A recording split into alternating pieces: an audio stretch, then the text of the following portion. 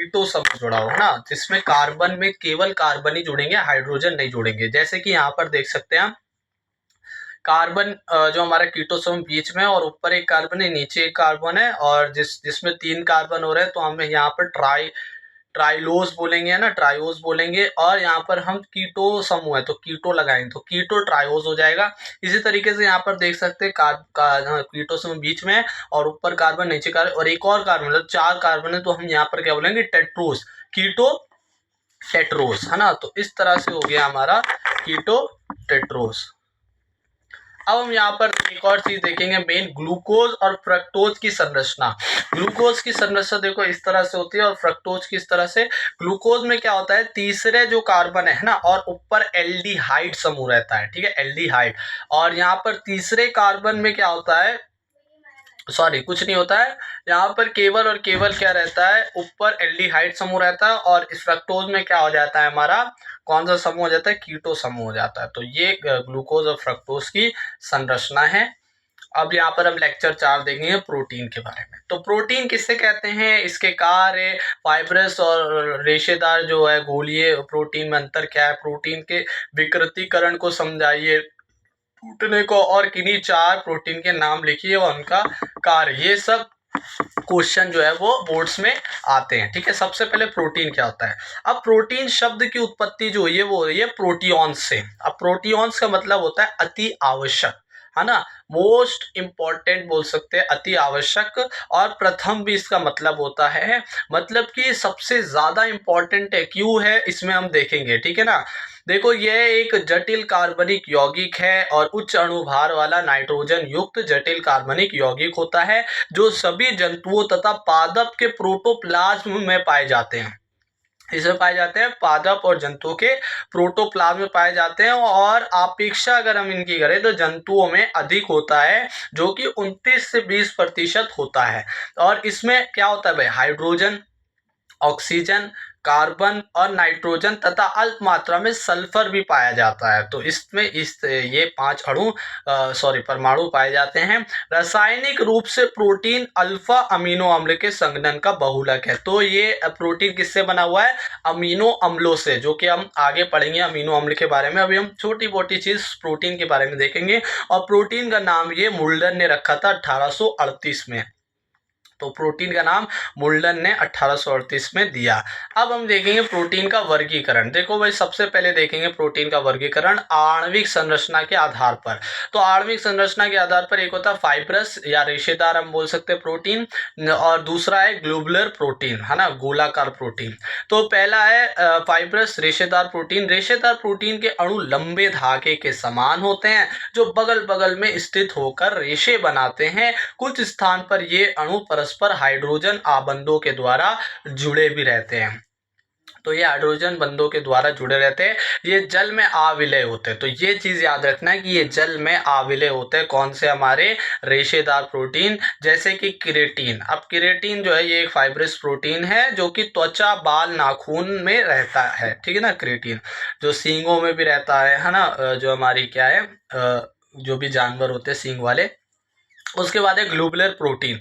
अब इसे गोलाकार प्रोटीन बोलते हैं। इन प्रोटीन में पॉलीपेप्टाइड श्रृंखला स्वयं के चारों ओर इस प्रकार घूम जाती है ना, घूम जाती है, जिससे पूरी प्रोटीन अणु का आकार गोलाकार हो जाता है। अब श्रृंखला का घूमना इस प्रकार होता है कि ल्यूफिलिक भाग अंदर की ओर और हाइड्रोफिलिक भाग बाहर की ओर स्थित होता है। ल्यूफिलिक भाग अंदर और हाइड्रोफिलिक भाग बाहर की ओर स्थित रहता है। और ये याद रखना है जल में विलय होते हैं। और वो वाले हमारे जो है जो एक क्या बोलते हैं हम, रेशेदार हैं, है ना, फाइब्रस प्रोटीन है, वो जल में अविलय होते हैं। अब हम इनके कार्य देखते हैं, ग्लोबुलर प्रोटीन के कार्य। सबसे पहला देखो भाई, कुछ ग्लोबुलर प्रोटीन जो होते हैं वो सह एंजाइम के रूप में कार्य करते हैं। सह एंजाइम क्या होता है, जो कि हम आगे देखेंगे। एंजाइम को जो उसको बढ़ा दे, तीव्रता को, जो एंजाइम के कार्य को बढ़ा दे, उन्हें हम सह एंजाइम बोलते हैं, है ना। जो सभी जैविक प्रतिक्रियाओं को उत्प्रेरित करते हैं, है ना, एंजाइम। तो ये सह एंजाइम के रूप में कार्य करते हैं, जैसे कि इंसुलिन और थायरोग्लोबुलिन आदि। अब हमें आगे पता चलेगा जितने भी एंजाइम होते हैं सब प्रोटीन होते हैं, है ना। और हार्मोन्स भी बहुत सारे क्या होते हैं, प्रोटीन होते हैं, जैसे इंसुलिन नाम आया, थायरोग्लोबुलिन आया। अब देखो कुछ ग्लोबुलर प्रोटीन उपापचय प्रतिक्रियाओं को नियंत्रित करता है। अपचय उपचय जो क्रियाएं होती है, रिडॉक्स और जो हमारी क्रियाएं होती हैं, वो सब जो हमारी जो अपचय उपचय क्रिया होती हैं उनको नियंत्रित भी करते हैं। जैसे कि प्रोटीन हार्मोन इंसुलिन क्या करता है, रक्त शुगर को नियंत्रित करता है, ठीक है ना। रिडॉक्स रिएक्शन को नियंत्रित कर रहा है ना, रक्त शुगर को। अगर मान लो इंसुलिन जो है उसकी कमी हो जाती है तो हमें क्या हो जाता है, शुगर बीमारी हो जाती है। तो इस तरह से ये प्रोटीन होता है हमारा इंसुलिन, जो कि कहाँ से निकलता है, जो कि हमारे किडनी के ऊपर जो एक ग्रंथि रहती है ना, उससे निकलता है। अब हम देखेंगे कुछ ग्लूबुलर, तीसरा है कुछ ग्लूबुलर प्रोटीन जो होती है वो एंटीबॉडीज के समान भी कार्य करता है। पेंक्रियास से निकलता है ना इंसुलिन। अब यहाँ पर देखो ग्लूबुलर प्रोटीन जो रहते हैं एंटीबॉडी के समान कार्य करते हैं, जो कि बाह्य खतरे को वे विरुद्ध कार्य करते हैं तथा मनुष्य की बीमारियों से बचाते हैं। तो इस तरह से भी हमारे एंटीबॉडी के रूप में भी ग्लूबुलर प्रोटीन कार्य करते हैं। मतलब ग्लूबुलर प्रोटीन के काफी कार्य हमने देखे। अब हम इनमें अंतर देखेंगे। फाइबर प्रोटीन और ग्लूबुलर प्रोटीन में अंतर। सबसे पहला फाइबर प्रोटीन देखो, ये अमीनो अम्ल के रेखीय संघनन से बनते हैं, और ये ग्लूबुलर प्रोटीन ये क्रॉस बंधित संघनन से बनते हैं। अमीनो अम्ल के क्रॉस संघनन, और अमीनो अम्ल क्या है, इकाई है प्रोटीन की। दूसरा, ये प्रबल अमीनो अम्लों व क्षारों में विलय होते हैं तथा सामान्य विलायकों में स्टोर में आविलय, मतलब कि जल में आविलय होते हैं, और ये जल में भी, अम्लों में भी, क्षारों में भी, लवणों में भी विलय होते हैं ग्लोबुलर प्रोटीन। अब तीसरा है यहाँ पर अंतर, रेखीय प्रोटीन श्रृंखलाएं एक दूसरे से अंतरा आणविक हाइड्रोजन बंधों से बंधे होते हैं। ये अंतरा आणविक हाइड्रोजन बंधों से जुड़े होते हैं, और ये जो होते हैं ये भाई त्रिविमीय आणविक हाइड्रोजन बंधों से जुड़े होते हैं। तो प्रोटीन, ये हमारे ग्लूबुलर प्रोटीन है, वो त्रिविमीय आणविक हाइड्रोजन बंधों से जुड़े रहते हैं। तो इस तरह से हमने इनका अंतर देखा। अब इनके कार्य देखेंगे। प्रोटीन के कार्य देखो भाई, सबसे पहला है प्रोटीन हीमोग्लोबिन। हीमोग्लोबिन हमें पता है जो कि रक्त में होता है, और ये एक तरह का आयरन, मतलब एक तरह का प्रोटीन ही है, जो कि भाई क्या करता है, ऑक्सीजन का जो संवहन होता है फेफड़ों से, वो विभिन्न ऊतकों तक ऑक्सीजनों को लेकर जाता है। तो यह रक्त में पाया जाता है तथा श्वसन क्रिया में ऑक्सीजन के साथ मिलकर ऑक्सी हीमोग्लोबिन नामक स्थायी यौगिक बनाता है, जो फेफड़ों से विभिन्न ऊतकों तक, टिश्यूज तक ऑक्सीजन का संवहन करता है, होता है, ठीक है ना। अब हम देखें, दूसरा देखें मायोसिन। मायोसिन क्या है, ये एक मसल का प्रोटीन है, मसल में पाया जाता है, जो कि क्या करता है, मसल को बनाता है ना, जो कि भाई मसल के जो संचालन होता है, जो भी हमारा सिकुड़ना है ना, टाइट होना, इन सब का कार्य करता है मायोसिन। तो यह मांसपेशियों में पाया जाता है तथा ये मांसपेशियों के संचालक में सहायक होता है, चलाने फिरने में ना। और उसके बाद पेप्सिन। पेप्सिन जो होता है वो अमाशय का एक प्रोटीन है, जो कि भाई क्या करता है, जो कि हमारे पाचन में सहायता करता है ना। तो यह शरीर के आहार नाल के अमाशय में पाया जाता है तथा यह भोजन के पाचन में सहायक होता है। तो होता है फाइब्रिनोजन। फाइब्रिनोजन क्या है भाई, ये एक तरह का क्या है, हमारा रक्त का थक्का बनाने वाला प्रोटीन है। जब हमारे कहीं कट वट लग जाता है तो ये फाइब्रिनोजन आकर वहां पर थक्का क्लॉटिंग करता है, जिससे रक्त बहना बंद हो जाता है। तो ये रक्त में पाया जाता है तथा यह रक्त का थक्का बनाने में सहायक होता है। अब पांचवा एंजाइम। एंजाइम्स क्या होते हैं, सभी एंजाइम प्रोटीन होते हैं, याद रखना, जो कि विभिन्न अंगों से उत्पन्न होते हैं। सभी एंजाइम प्रोटीन होते हैं, पर सारे प्रोटीन एंजाइम नहीं होते। मतलब प्रोटीन अलग अलग भागों में विभाजित रहते हैं, कुछ हार्मोन्स में, कुछ एंजाइम में, एंजाइम भी होते हैं, अलग अलग चीज़ों में बटे रहते हैं, ठीक है ना। तो सभी एंजाइम प्रोटीन होते हैं जो कि विभिन्न अंगों से उत्पन्न होते हैं, ठीक है ना। अभी एंजाइम्स के बारे में हम अलग से देखेंगे। अब छठा है एल्ब्यूमिन। एल्ब्यूमिन हमें पता है अंडे वगैरह में रहता है, ठीक है ना। तो ये क्या होता है, ये यकृत में हमारी जो किडनी है उसमें संश्लेषित होता है तथा प्रचुर मात्रा में पाया जाता है। यह बिलीरुबिन लाने में और ले जाने में प्रयुक्त होता है। तो एल्ब्यूमिन जो होता है, बिलीरुबिन कुछ शायद हार्मोन है, उसको लाने और ले जाने में क्या कार्य करता है, ठीक है ना, कार्य करता है एल्ब्यूमिन। अब सातवां रक्त प्रोटीन्स। अब रक्त प्रोटीन तो हीमोग्लोबिन है, तो इनके अंतर्गत प्लाज्मा प्रोटीन तथा हीमोग्लोबिन होते हैं। तो रक्त प्रोटीन तो बहुत ही इस्तेमाल में होते हैं ना। अब हम देखेंगे अभिलक्षण, ठीक है। कुछ अभिलक्षण, जैसे पहला है विकृतीकरण, जो कि क्वेश्चन भी था। विकृतीकरण मतलब टूटना, आकार का टूटना। अब ये कैसे टूटेंगे प्रोटीन, क्योंकि प्रोटीन जो होता है वो रसायनों के प्रति और ऊष्मा के प्रति क्या होता है, संवेदनशील होते हैं, है ना। उसके मतलब कि उस पर प्रभावित होते हैं ना, प्रभावी होते हैं। किसके खिलाफ, मतलब सॉरी, ऊष्मा और रसायनों से प्रभावित होते हैं। तो प्रोटीन इससे क्या हो जाते हैं, टूट जाते हैं, नष्ट हो जाते हैं। तो उसी को विकृतीकरण कहते हैं। तो प्रोटीन के मूल स्वरूप को नष्ट करना विकृतीकरण कहलाता है। प्रोटीन ऊष्मा तथा रसायनों से प्रभावित होते हैं। प्रोटीन को गर्म करने पर अथवा रासायनिक यौगिक से क्रिया कराने पर क्या हो जाता है, इसकी जैविक क्रियाशीलता नष्ट हो जाती है ना, उसका आकार नष्ट हो जाता है, क्रियाशीलता नष्ट हो जाती है। ये विकृत स्कंदित होकर अविलय हो जाते हैं। तो ये अविलय मतलब कि एक तरह से साइंटिफिक भाषा है। इस क्रिया को प्रोटीन का विकृतीकरण कहते हैं। पहला देखो, अब इसके देखो अलग अलग किस तरह से यहाँ पर हम इसके रूप मतलब इसके कैरेक्टरिस्टिक्स हैं, ठीक है ना। पहला है विकृतीकरण से प्रोटीन की प्राथमिक संरचना अपरिवर्तित रहती है, मतलब प्राथमिक जो स्ट्रक्चर है वो नहीं बदलती है। कौन सी बदलती है, द्वितीयक एवं तृतीयक संरचना में परिवर्तन आता है। हमें पता है जो हमारा प्रोटीन है उसके 4 स्ट्रक्चर रहते हैं, प्राइमरी, सेकेंडरी, टर्शरी और क्वाड्रेटरी जो हमारी होती है। तो जैसे कि जब हम अंडे को उबालते हैं, उबलते हुए पानी में कुछ समय के लिए रख देते हैं, तो अंडे में क्या होता है, प्रोटीन अविलय रेशेदार में परिवर्तित, मतलब कि एक तरह से क्या बन जाता है, एक तरह से आलू की तरह नहीं हो जाता है ना अंडा। तो ये क्या हो जाता है, एक अविलय रेशेदार प्रोटीन परिवर्तित हो जाता है, जिससे प्रोटीन स्कंदित हो जाता है, टूट जाता है, अतः प्रोटीन का विकृतीकरण हो जाता है।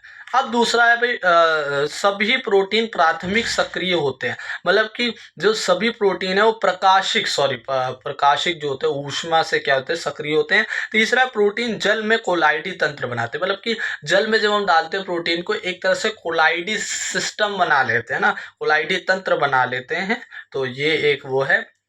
अब चौथा है भाई, प्रोटीन उभयधर्मी प्रकृति के होते हैं। उभयधर्मी मतलब कि दो प्रकृति वाले, अम्ल और क्षार दोनों प्रकृति के होते हैं। क्यों, क्योंकि जो हमारा अमीनो एसिड है वो क्या रहता है, वो दोनों प्रकृति के होते हैं। वो एसिड भी रहता है, बेस भी रहता है ना, because it's made by amino acid that's have been both, है ना, एसिड भी रहता है और बेस भी रहता है।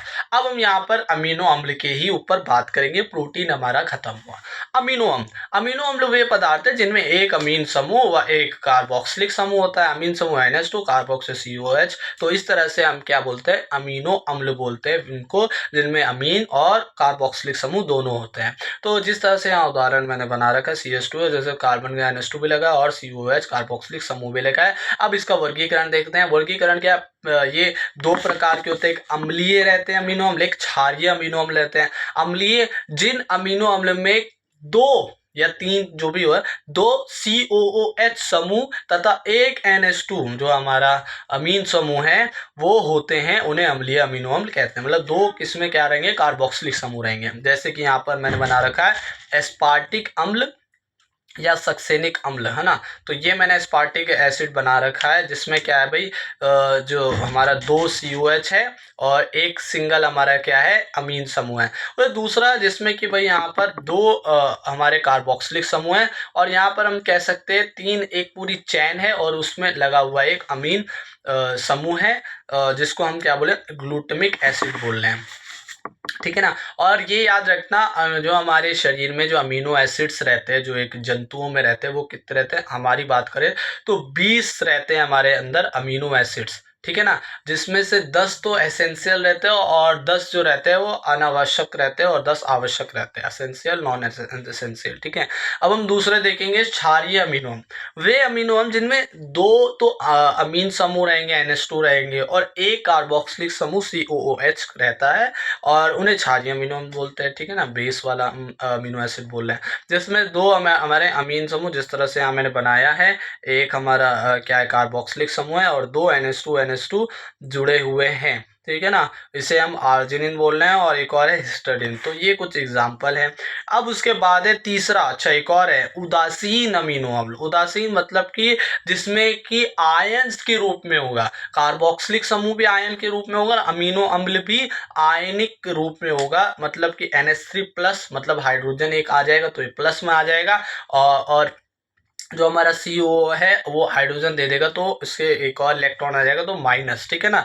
तो जिन अमीनो अम्ल में एक CO माइनस आयन एवं एक NH3 प्लस आयन के रूप में हो, या COH समूह एवं NH2 समूह नहीं होते हैं, ठीक है, इस तरह के रूप में नहीं होते हैं, उन्हें उदासीन अमीनो अम्ल कहते हैं। उदाहरण में यहाँ पर हम देख सकते हैं CO माइनस और NH3 प्लस है, जिसे हम ग्लाइसिन बोल रहे हैं, और एक और उदाहरण जो है एलेनिन का उदाहरण है, ठीक है ना। अब हम देखेंगे ज्वेटर आयन। ज्वेटर आयन मतलब जोड़ना, जुड़ना। अब ये किस तरह से जुड़ेंगे, मतलब कि कुछ जोड़ जोड़ मतलब कि क्या होगा। अच्छा, ज्वेटर आयन अमीनो अम्ल के दोनों अम्लीय जो हमारे हैं, जैसे कि अम्लीय हमारा COH और क्षारीय NH2 समूह उसी अणु में होते हैं, मतलब कि हाँ उसी अणु में होते हैं अमीनो अम्ल में। अब यहाँ पर क्या है, जलीय विलयन में जब COH समूह से एक प्रोटॉन जब हम जल में मिलाते हैं तो क्या होता है, COH एक प्रोटॉन जो है उसका निकलकर क्या हो जाता है, CO माइनस आयन बना देता है, और जबकि NH2 समूह में एक प्रोटॉन जुड़ जाता है, तो इसी वजह से NH3 प्लस आयन बनाता है। अतः यह pH 7 पर द्विध्रुवीय आयन होता है, इससे ही ज्वेटर आयन कहते हैं। तो जिसमें वही आयनिक रूप में होते हैं, वैसे को हम ज्वेटर आयन बोल रहे हैं। जब हम जल में मिलाते हैं तो अलग अलग आयन्स में हो जाते हैं, जिसमें से उसका जो हमारा प्लस है वो हमारे उसमें अमीन समूह में जुड़ जाएगा, और उसको एक इलेक्ट्रॉन प्लस CO माइनस बना लेगा, इसको ज्वेटर आयन बोल रहे हैं।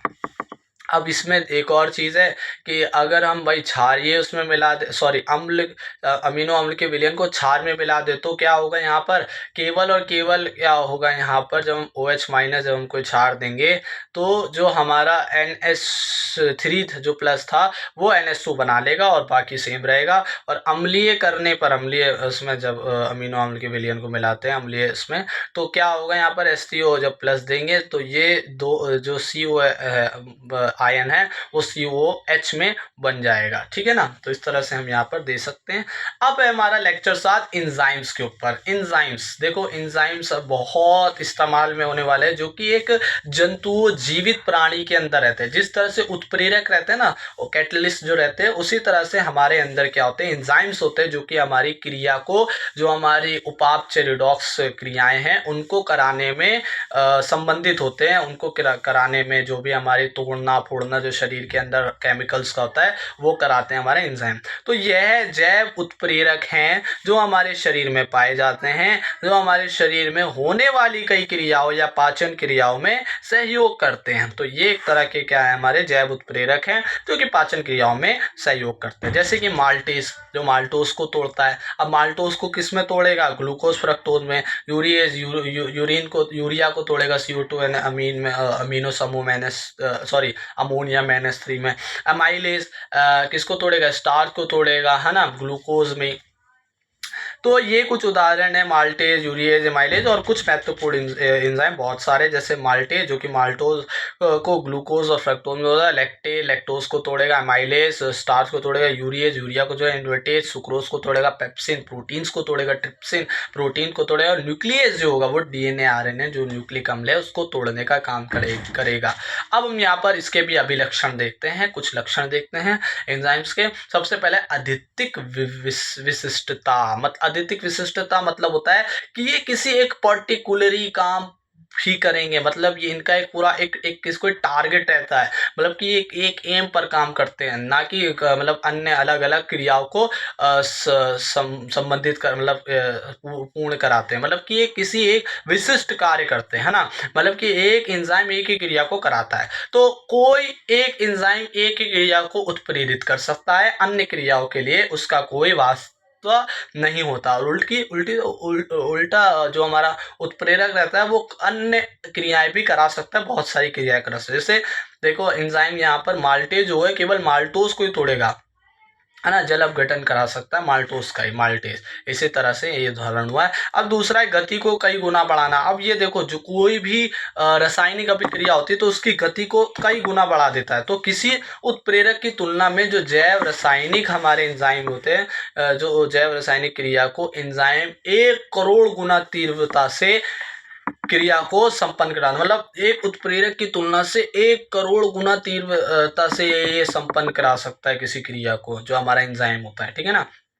तीसरा है तापक्रम तथा पीएच। अब ये देखो 37 डिग्री सेल्सियस जो कि हमारा नॉर्मल टेम्परेचर रहता है और 6 से 8 जो पीएच रहता है उसमें सबसे ज़्यादा प्रभावी होते हैं। मतलब यहाँ पर ताप जो हमारा सामान्य है और पीएच जो है उसमें ज़्यादा प्रभावी होते हैं, जबकि उत्प्रेरक जो है वो कब काम करता है, जब उसका तापमान ज़्यादा हो। तापमान हम जब ज़्यादा देंगे जब वो कार्य करेगा। चौथा है गति पर नियंत्रण। अब ये भी गति पर जैसे उत्प्रेरक है वो रासायनिक अभिक्रिया को करवा भी सकता है, नहीं भी करवा सकता है ना, लेकिन खुद कोई वो भाग नहीं लेता है उसमें रासायनिक क्रिया में। तो कुछ कार्बनिक अथवा अकार्बनिक पदार्थ होते हैं एंजाइम द्वारा उत्प्रेरित क्रियाओं को नियंत्रित कर सकते हैं, है ना। गति का नियम। पांचवा अल्प मात्रा में, मतलब कि किसी जैव रासायनिक क्रिया को उत्प्रेरित करने के लिए अत्यंत अल्प मात्रा में एंजाइम की पर्याप्ति होती है। मतलब कि छोटी सी मात्रा में भी ये अपनी क्रिया को, जो रासायनिक क्रिया जैव रासायनिक क्रिया होनी है उसको करा देता है हमारा कौन, हमारा एंजाइम। अब एंजाइम के कार्य देखेंगे। ये तो हमने कुछ उसके लक्षण देखे। अब कार्य, जैसे कि एंजाइम का मुख्य कार्य होता है भोजन को पचाना। भोजन के लिए जाने वाले घटक जैसे होते हैं, भोजन के लिए जाने वाले घटक जैसे कार्बोहाइड्रेट, प्रोटीन, लिपिड तथा न्यूक्लिक अम्ल का विघटन करता है और विभिन्न स्थानों पर एंजाइम द्वारा किया, मतलब इन सबको तोड़ने का इसी का काम होता है एंजाइम्स का। अब सह एंजाइम क्या होता है, जो कि मैंने बोला था सह एंजाइम आएगा आगे जाकर। तो एंजाइम को कुछ सरल अकार्बनिक आयन अथवा कार्बनिक यौगिक की क्रियाशीलता को बढ़ा देते हैं, तो वो होते हैं सह एंजाइम, जो कि एंजाइम्स की क्रियाशीलता को बढ़ा देते हैं। तो वही से हम क्या होते हैं, सह एंजाइम। अब हम यहाँ पर देखेंगे लेक्चर 8 जो है पेप्टाइड बंध के बारे में, ठीक है ना। पेप्टाइड बंध एक एमाइड बंध है। तो एक तरह के एमाइड बंध होते हैं पेप्टाइड बंध, जो COH समूह एक अल्फा अमीनो अम्ल के साथ दूसरे अल्फा अमीनो अम्ल के NH2 समूह के बीच जल के एक अणु के निष्कासन द्वारा बनता है। मतलब कि ये क्या हो रहा है, जब COH NH2 जो दूसरे अमीनो अम्ल हैं उनके दोनों के जो हमारे क्रियात्मक समूह जब आपस में जुड़ेंगे और एक जल का अणु निकलेगा, H2O अलग होगा, इसी को हम क्या बोल रहे हैं, एमाइड बंध या पेप्टाइड बंध बोल रहे हैं। ये दो अमीनो अम्ल की इकाइयों को एक पेप्टाइड अणुओं को में जोड़ देती है। तो जिस तरह से यहाँ पर रिएक्शन भी करवा रखी है, NH2 है, CH2 में से के साथ कोई हमारा क्या जुड़ा हुआ है, कार्बोक्सिलिक समूह COH, और उसी के साथ जब हमने एक और अमीनो अम्ल ऐसे ही जोड़ा तो यहाँ पर क्या हो जाता है, यहाँ पर जो हमारा इसके OH है और एक H है हमारा NH2 का, वो अलग होकर क्या बना लेता है, यहाँ पर एक पेप्टाइड बंध या एमाइड बंध बना लेता है। इसी को हम ये बोल रहे हैं, ठीक है ना। अब हम यहाँ पर देखेंगे अंतर किसमें, एंजाइम्स में और उत्प्रेरक में, जो कि मैं इतनी देर से बता रहा था उत्प्रेरक के बारे में भी। तो एंजाइम क्या होते हैं भाई, हमें पता है एंजाइम उच्च अणुभार वाले जटिल संरचना वाले नाइट्रोजन युक्त कार्बनिक यौगिक होते हैं, और उत्प्रेरक उसी की जगह क्या होते हैं, निम्न अणुभार वाले केवल धातु अथवा H+ जैसे सरल कण होते हैं। मतलब धातु और H+ वाले और निम्न अणुभार वाले सरल कण होते हैं कौन, उत्प्रेरक। दूसरा अंतर, जीवित वस्तुओं से ही निर्मित होते हैं, जो सामान्यतः प्रोटीन होते हैं। दो हमारे एंजाइम जो जितने भी एंजाइम होते हैं सब क्या होते हैं, प्रोटीन्स होते हैं, और ये जीवित वस्तुओं से ही निर्मित होते हैं, जीवित वस्तुओं में ही आते हैं। जबकि उत्प्रेरक जो है अकार्बनिक या निर्जीव जगत के होते हैं, निर्जीव चीजों से निर्मित होते हैं ना। तीसरा है कार्य प्रणाली में एंजाइम की अपनी विशिष्टता होती है। मतलब कि ये विशिष्ट होते हैं, जो कि हम अभी हमने इसका कैरेक्टरिस्टिक भी देखा था कि अत्यधिक विशिष्टता, है ना। तो ये क्या होते हैं, अत्यधिक विशिष्ट होते हैं कार्य प्रणाली में। जबकि उत्प्रेरक सामान्य रूप से सभी क्रिया कारकों के लिए एक जैसा व्यवहार करते हैं, जो जितनी भी क्रिया है उन सभी के लिए एक ही जैसा व्यवहार करते हैं, मतलब कि सभी के लिए यूजफुल होते हैं। चौथा है इनकी सर्वाधिक क्रियाशीलता शरीर के तापक्रम पर होती है। तो भाई जो शरीर का तापक्रम है उस पे सबसे ज़्यादा ये क्रियाशीलता दिखाते हैं, और जबकि हमारे उत्प्रेरक है वो क्या होते हैं, सामान्यतः उच्च ताप की आवश्यकता में जो हमारी अत्यधिक क्रियाशीलता दिखाते हैं। पांचवा है कि ये भाई हमारे एंजाइम जो है वो पराबैंगनी किरणों से नष्ट हो जाते हैं।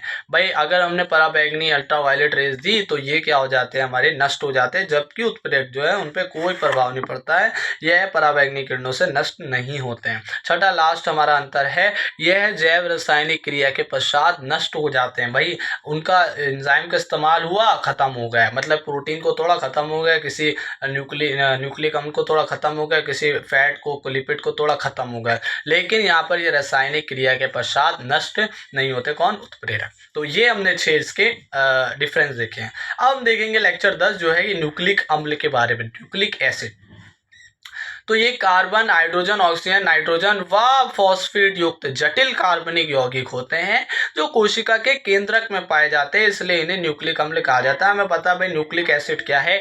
एक ऐसे अनुवांशिक सूचनाएं होती है जो कि एक पीढ़ी से दूसरी पीढ़ी में जाते हैं, मतलब एक पीढ़ी से दूसरी पीढ़ी में जो भी सूचनाएं, मैन्यूल्स जो होते हैं वो उसी को हम क्या बोलते हैं? न्यूक्लिक एसिड बोलते हैं, न्यूक्लिक अम्ल बोलते हैं, जो कि भाई नाइट्रोजन बेस और फॉस्फेट और हमारे क्या शुगर से, जो भी पेंटोज शुगर होती है उससे मिलकर बने होते हैं, है ना, और जो कि डीएनए और आरएनए में विभाजित है। तो ये तो हमें पता है, यहाँ पर वही बात है ना। तो यह पॉलीन्यूक्लियोटाइड होते हैं जो अनेक न्यूक्लियोटाइड की इकाइयों के मिलने से बनते हैं। हमें पता है एक न्यूक्लियोसाइड रहती है, इसमें फॉस्फेट जिसमें क्या आता है? N2 बेस रहता है और शुगर रहती है, और जब हम इसमें फॉस्फेट जोड़ देते हैं तो ये न्यूक्लियोटाइड बन जाती है। न्यूक्लियोसाइड में एक जब हमने फॉस्फेट जोड़ा, न्यूक्लियोटाइड बनते हैं। तो ये पॉलीन्यूक्लियोटाइड की एक पूरी श्रृंखला होती है जिसकी इकाई न्यूक्लियोटाइड होती है, और ये 3 रासायनिक घटकों से मिलकर बने होते हैं। पहला फॉस्फेट समूह, दूसरा पेंटोज शर्करा, पेंटोज शर्करा में भी एक रहती है राइबोज, एक डीऑक्सीराइबोज, और तीसरा नाइट्रोजन बेस, है ना। अब नाइट्रोजन बेस भी कौन कौन से रहते हैं? एक तो पिरिमिडीन रहता है, एक प्यूरिन रहता है। पिरिमिडीन के अंदर 3 तरह के नाइट्रोजन बेस आते हैं, एक थाइमिन, एक यूरासिल और एक साइटोसिन, और प्यूरिन के अंदर आते हैं 2 तरह के हमारे नाइट्रोजन बेस, जो कि होता है एडेनिन और ग्वानिन।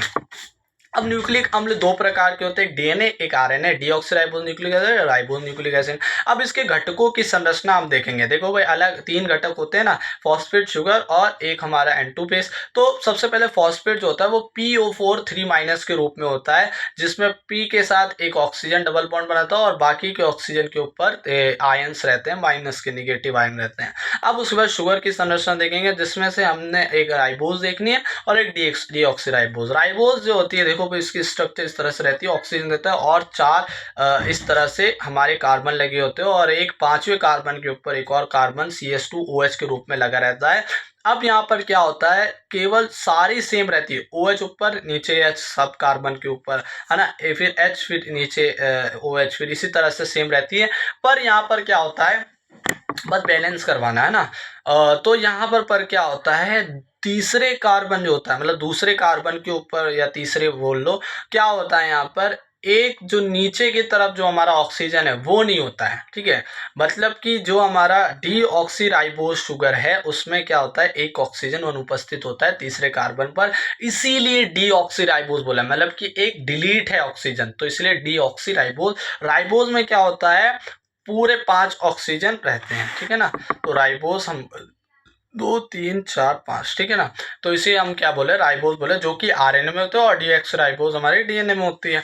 अब यहाँ पर N2 बेस देखेंगे हम। N2 बेस मैंने बोला था एक पिरिमिडीन रहता है, एक प्यूरिन। पिरिमिडीन के 3 रूप है, जिसकी हम यहाँ पर संरचना देखेंगे, एक थाइमिन, यूरासिल और एक साइटोसिन। थाइमिन देखो भाई सारे जो हमारे N2 बेस है वो सेम ही रहते हैं, जिसमें देखो भाई कार्बन के बीच में एक नाइट्रोजन रहती है और इस तरफ एक नाइट्रोजन रहती है। अब इन सबको जब हम बैलेंस करवाने के बाद जब हम देखते हैं, देखो भाई थाइमिन और यूरासिल की एक जैसी स्ट्रक्चर है, जिसमें से सबसे पहले कार्बन के ऊपर डबल बॉन्ड ऑक्सीजन है, पर यहाँ पर देखो और सेम उसी की तरह तीसरा जो कार्बन है उसके ऊपर भी डबल बॉन्ड ऑक्सीजन है, पर यहाँ पर क्या होता है? दूसरा जो कार्बन है उसमें एक CH3 जुड़ा रहता है, और यहाँ पर जो हमारा यूरासिल है उसमें केवल हाइड्रोजन हाइड्रोजन हाइड्रोजन इस तरह से जुड़ा। मतलब थाइमिन और यूरासिल एक जैसे स्ट्रक्चर है, जिसमें पहले और जो हमारा पहला चौथा जो रहता है कार्बन, उन दोनों के ऊपर डबल बॉन्ड ऑक्सीजन लगी रहती है।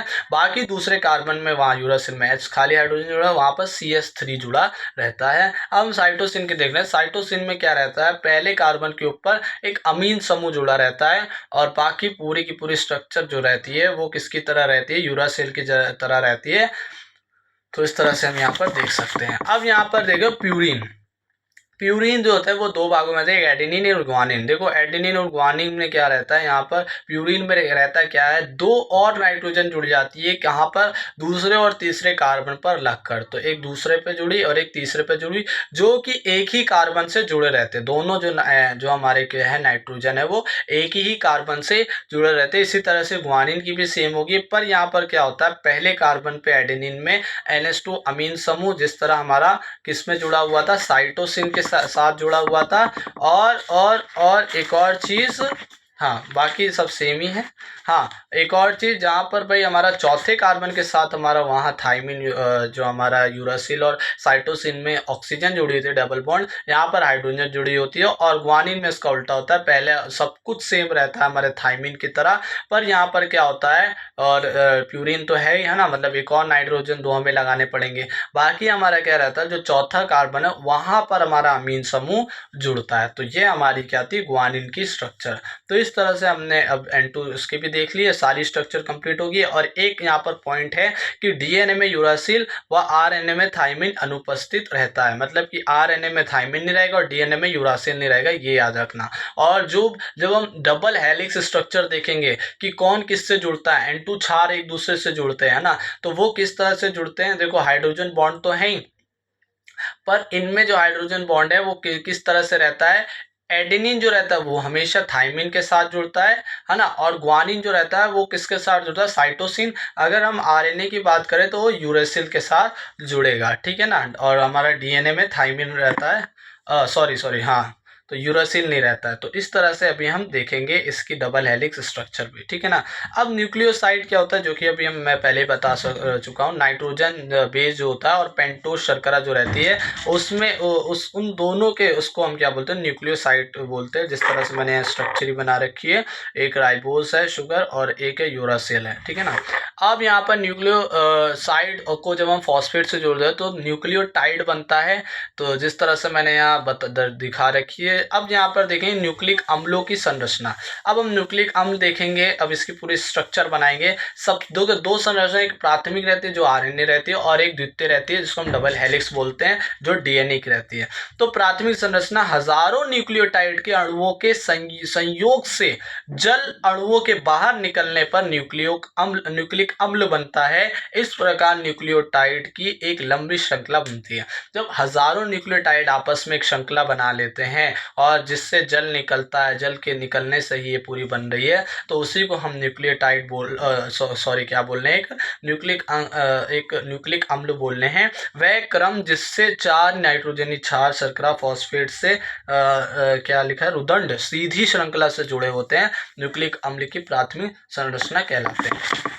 और ये आरएनए की भी स्ट्रक्चर बोल सकते हैं। यहाँ पर देखो ये हमारा क्या पेंटोस शुगर है, जिसमें ऊपर हमारा फॉस्फेट समूह जुड़ा हुआ है और हमारा ये जो हमारा पहला जो कार्बन है उसके ऊपर क्या जुड़ा हुआ है, हमारा N2 बेस जुड़ा हुआ है। तो N2 बेस 1 बेस 2 बेस 3 इस तरह से बेस 4 इस तरह से मैंने जोड़ रखा है। और बाकी यहाँ पर जो जुड़ रहा है वो जुड़ रहा है तीसरे जो हमारा कार्बन है ना, तीसरा कार्बन रहता है ना, हाँ, तो चौथे तो पेंटोस शुगर है ना, तो जो हमारी पेंटोस शर्करा रहती है ना, उसके तीसरे कार्बन के साथ ये चीज मतलब ये जुड़ रहा है ना, फॉस्फेट जुड़ता जाता है।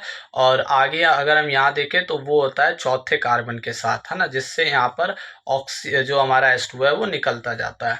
अब हम देखेंगे दोहरी हेलिक्स संरचना, जिसे हम द्वितीय संरचना बोल रहे हैं।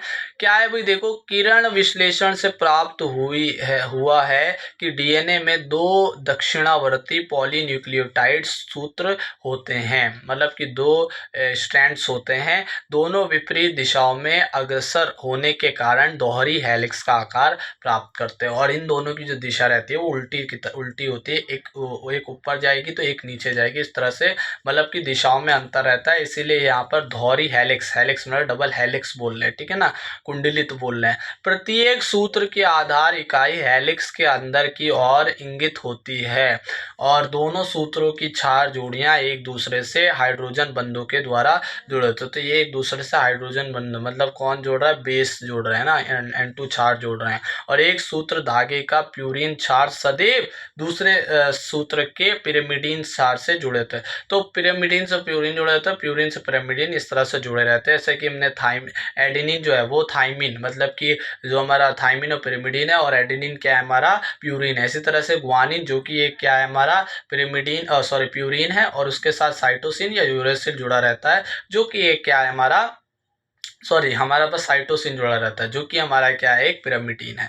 तो डीएनए में संभावित जोड़ा ग्वानिन जी एवं साइटोसिन सी के बीच 3 हाइड्रोजन बंधों द्वारा तथा एडेनिन ए एवं थाइमिन टी के बीच 2 हाइड्रोजन बंधों द्वारा जुड़े रहते हैं, जो कि मैं पहले बता चुका हूँ। जो एडेनिन और थाइमिन है उनमें 2 हाइड्रोजन बंध होते हैं और ग्वानिन और साइटोसिन में 3 हाइड्रोजन बंध रहते हैं। ठीक है, अगर हम इस तरह से होते हैं। अब 4 जोड़े एक दूसरे के ऊपर नीचे होते हैं तथा 2 समीपस्थ 4 जोड़ों के बीच की दूरी 3.4 एंगस्ट्रॉम होती है। मतलब कि ऊपर नीचे होंगे ना, जो हम जिस तरह से आरएनए में भी हम देख सके जो प्राथमिक संरचना थी, उसी तरह से हम यहाँ पर जब इन दोनों क्षारकों के बीच की दूरी हम निकालेंगे तो 3.4 होती है। और एक पूरे है जो हमारा कुंडलन है, जो एक पूरा लूप है, उसके बीच की दूरी जो रहती है वो रहती है 34 एंगस्ट्रॉम। और इनमें जो हमारे N2 क्षार है वो कितने होते हैं, 10 होते हैं। तो ये सिंपल निकल सकता है। तो 10 हमारे कहते हैं N2 क्षार रहते हैं, तो इन 10 के बीच की इन एक के बीच की दूरी है 3.4, तो 10 के बीच कितनी होगी, 34 एंगस्ट्रॉम होगी एक पूरे लूप की। ठीक है ना। तो ये 2 मोड़ों या कुंडलन के बीच की दूरी क्या होती है, 34 एंगस्ट्रॉम होती है। प्रत्येक मोड़ या कुंडलन में 10 क्षार जुड़े होते हैं और हेलिक्स का व्यास लगभग 20 एंगस्ट्रॉम होता है। मतलब पूरा जो व्यास है डीएनए का वो कितना होता है, 20 एंगस्ट्रॉम का होता है। जिस तरह से मैंने यहाँ पूरी डायग्राम भी बना रखा है। तो यहाँ हम देख सकते हैं एडेनथाइमिन के साथ जुड़ा है डबल बॉन्ड, और साइटोसिन जो है यूरासिल के साथ जुड़ा है ट्रिपल बॉन्ड। तो इस तरह से अभी हमने इतना केमिस्ट्री में पढ़ा है।